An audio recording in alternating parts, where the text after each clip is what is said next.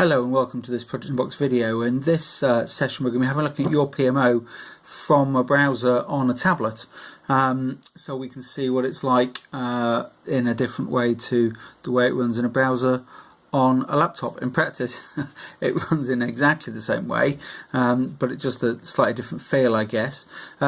You see, we could come here to select project and be able to select our project from the list. We do actually already have a project selected, and that's in the side navigation, just in the same way as it would be normally. And this is where navigating from the from point and click makes it really easy to use in these circumstances.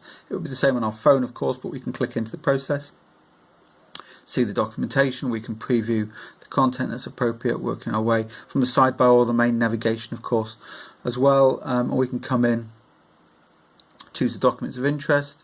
We can preview those here. So I've got some correspondence up here, some email messages that I want to read, and we can see those on the right hand side here. And of course this is where the shrink grow makes it really good, because you've got limited space often on these devices, so you can make it a bit bigger while you're reading it and then put it back again. If you want to edit files, of course, you will need to be able to download them to your local machine normally from most file types to make changes. That's not the same if you're using our PABX or planner files, which, as well as being previewed in the browser, can also be live edited in the browser, which is what we're going to do now. So we can come in here and make some changes to this. So I might just use representative off, and I might make some changes to the text. This is new, like that. And when I finish making those changes, I can of course just save it. And now that's the version that's sat here in my audit trail. I'm getting my preview of the latest one, of course, and if I come to advanced, I can see the audit trail with the changes that I've put into the file today. So it's doing all the same things that we're used to, but it's, you know, tactile. We can just point and click to get what we want. In particular, we come back to our sort of analysis side, the live review on the right hand side, and we can jump straight, for example, to issues and see all the project issues. Without having to go and find the file to look at it, we can go and read and see what the latest data is. We could of course jump this to portfolio level issues if we wanted to, and see the issues combined together across all the projects in the portfolio. In this case there's 8, so there must have been 2 coming from the other project. So all that same sort of analysis, and we could come in here and pick our standard analysis type to apply to the data range, etc. So all that's pretty straightforward to do.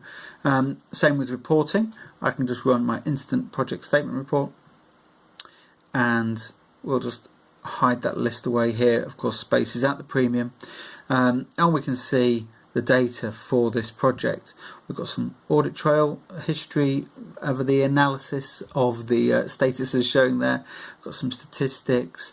We've got some property information, plans, list of overdue tasks, risks, issues, benefits timeline. All good stuff. It's my data for my project, all shown to me here nice and easily. And of course, to change reports, I can just pop the list out again and choose a different report. I could go to portfolio report instead, choose from the appropriate portfolio report, and then create it below. So it really is very easy to use this interface, particularly easy when your files are project in a box type files. And so the I methods that we provide, which use PRBX templates, so for amendment, like I just showed with the appointments file, and planner files, make this really easy. Of course, if you're editing Word and Excel and things like that, you will need to be able to open them in the application, so you might need something to run those sort of files on your device. This is pure browser, so it'll work exactly the same whether you're using an Android device or an iPad or whatever sort of device it is that you are used to using. And of course you can run these as well on smartphones. So there we go, that's a little run through of that running on a tablet.